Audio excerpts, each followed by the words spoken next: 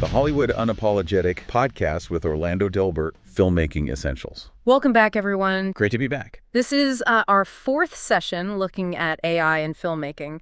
Today, we're zeroing in on post-production. You know, everything that happens after the cameras are packed away. Exactly. Post is where it all really gets assembled, turning all that raw material, the footage and sound, into the finished film you actually see. It's crucial. And for you tuning in, maybe you're in the industry, maybe you just love movies. We know you want to get up to speed on AI's role here quickly without drowning in jargon. Yeah, think of this as the efficient way to understand AI in post. Now, talking about Hollywood shifts, technology shifts, it's good to keep things grounded. Orlando Delbert's work comes to mind here. Oh, yeah. His book, Pollyanna's Tear-Soaked Battlefields of Hollywood, and his channel, Hollywood Unapologetic, plus the podcast. They offer such a practical, real-world take on the industry. No sugarcoating. And that kind of realism is, I think, really important when you talk about big changes like AI.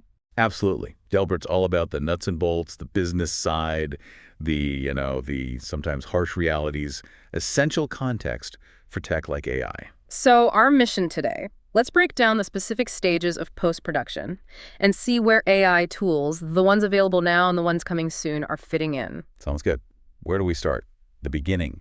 Makes sense. Ah. So if you shot on actual film, that film needs to become digital first, right? That's step one, film scanning or digital transfer. Yeah. Using things like a telescene or a dedicated film scanner. And you end up with these really high-quality digital file. Yeah, formats like DPX or OpenEXR, they keep all the visual information, basically. Uncompressed, ready for work. So could AI jump in there, maybe make that scanning faster? Or, I don't know, better? It's definitely plausible. You could imagine AI analyzing like the film grain, the color on each frame, optimizing the scan on the fly. To get the best possible digital version, maybe with fewer errors? Potentially, yeah. More speed, maybe more accuracy. Minimize any loss. Okay.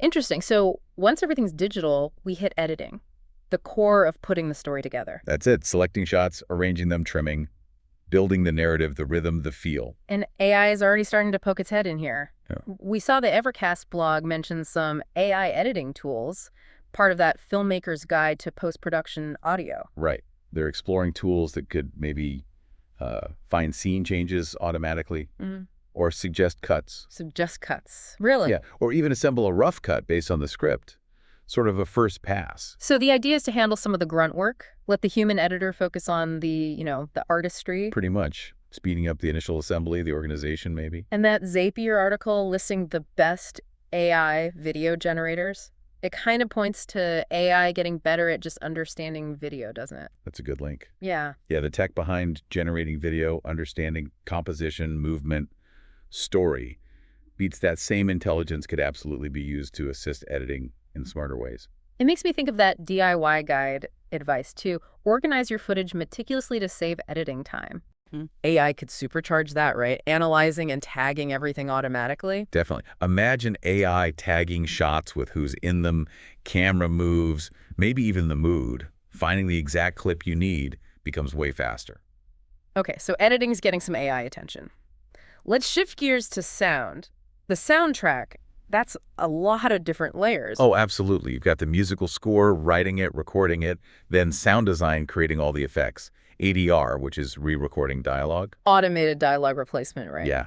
Then Foley artists making sounds like footsteps, doors closing, syncing them perfectly, and then mixing it all together. Wow. So much artistry. Where does AI fit into that picture? Well, you could see it assisting composers, maybe generating musical ideas or variations. Like a creative partner? Sort of. Or in sound design, maybe AI suggests sounds from a library based on what's happening visually. It could even learn a specific designer's style, perhaps. Learn their style. That's wild, like a personalized sound assistant. And ADR, cleaning up dialogue. Yeah, noise reduction, maybe even minor performance tweaks using AI. Yeah. It's an area with potential. Okay. Now, visual effects, VFX, huge in modern filmmaking. Massive. Mostly computer-generated imagery, CGI, blended into the live-action shots. Yeah. Creating things you just can't film for real. And VFX Voice really highlighted machine learning's role growing here. They mentioned Thanos. Right. In Avengers. Yeah. Infinity War.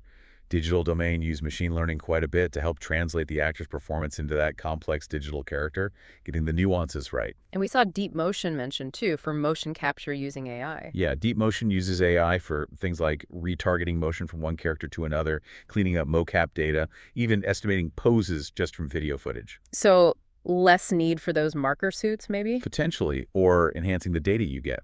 Also, simulating how, clothing or skin moves soft body dynamics and blending different motions together smoothly. It speeds things up, makes digital characters feel more real. In that article, New Artificial Intelligence Frontier of VFX, it said AI is beating older methods for things like finding objects in a shot, object recognition. Yeah, and segmentation, isolating those objects. That's fundamental for VFX. Why is it so important? Well, think about it. You need to cut an actor out of a green screen background or place a digital spaceship behind a real building or just apply an effect to one specific person.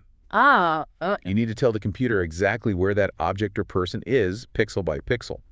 AI, trained on tons of images, is getting incredibly good and fast at doing that, often better than older computer vision techniques. Got it. Okay, more niche area now. 3D conversion, taking a 2D movie and making it 3D. Right, stereoscopic 3D. Not for every film, but when they do it, it's about creating that sense of depth by generating slightly different views for each eye. Sounds painstaking. Could AI automate that? Make it better, maybe? It's definitely something people are looking at. AI might be able to analyze the 2D image, figure out the depth cues, and then generate the second viewpoint needed for 3D. Faster and maybe more convincing 3D. Potentially, yeah. Still early days, perhaps, but the potential's there. All right. Color. Color grading and correction.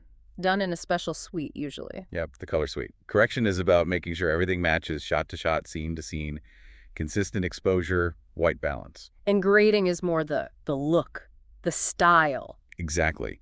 Grading is the creative part, pushing colors to create a mood, enhance the story, give the film its unique visual signature. And people are definitely curious about AI here. We saw that Reddit thread asking about legitimately good AI color correction software. Shows the interest, doesn't it?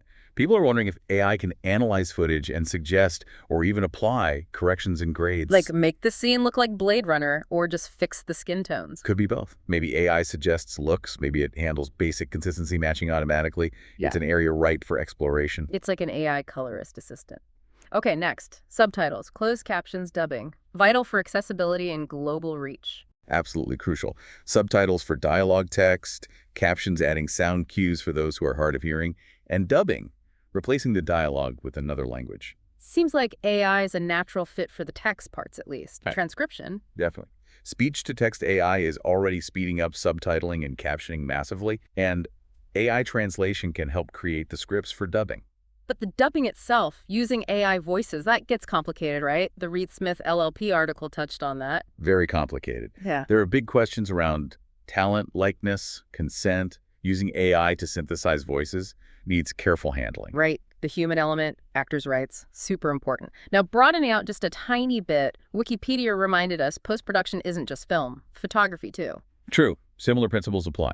Assembling images for montages, complex edits for ads, combining shots for perfect product photos, heavy retouching and fashion. And you can easily see AI image tools playing a role there. Automation, enhancement. For sure. AI tools are already automating tedious photo editing, improving quality, doing complex selections. Let photographers focus more on the creative side. So AI is clearly pushing into all these different post stages. But it's not just about cool tech, is it? That Reed Smith transcript mentioned labor costs. Like 2/3 of a film budget? That's a huge number, and yeah, it's a major driver. If AI can automate tasks, streamline workflows, the potential cost savings are very attractive to studios and productions. But that same discussion flagged the legal and ethical side. The guild agreements from the strikes last year. Yes, absolutely critical. Those agreements put down markers about using AI, especially with actors' digital likenesses and generative AI. Consent is key. Fair compensation. It's not just plug and play. You need rules. We saw that with the Scarlett Johansson ChatGPT voice thing too, didn't we? Exactly.